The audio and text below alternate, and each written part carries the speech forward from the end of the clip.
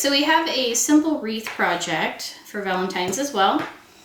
First, you'll need a wreath form. The hearts come from Dollar Tree, and this one I cut the outside border off.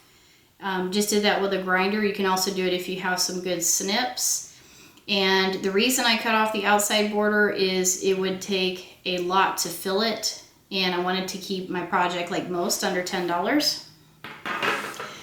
So in order to fill the wreath, I'm actually gonna put these little red balls around them. So these little red balls actually came from Pier 1. So they're not $4.99. They're on Christmas clearance, so you can get them 80 or 90% off. And because they're 80 or 90% off, they were less than $1 for a little bundle, and there's 4 on each of them. So all you do is cut the little balls off.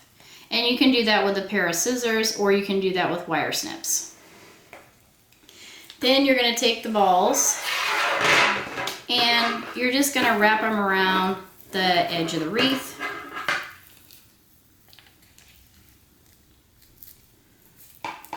Like so.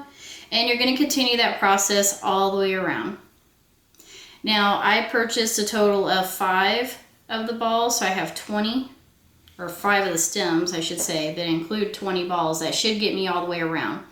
You'll need at least twice that if you want the larger form from what I tested, if you want it to look filled and not have gaps.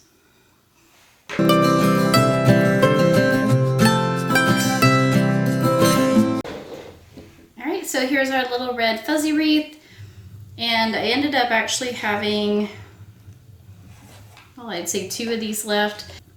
If you do the smaller wreath form, you should be able to get away with 3 of these little pom-poms if you can find those at your Pier 1 store, and everything is just twisted around the back, so I can actually reuse those pom-poms maybe for something during Christmas. Here's our finished product. I hope you enjoyed this project, and if you're interested in the others that are featured around it, please check out my other videos.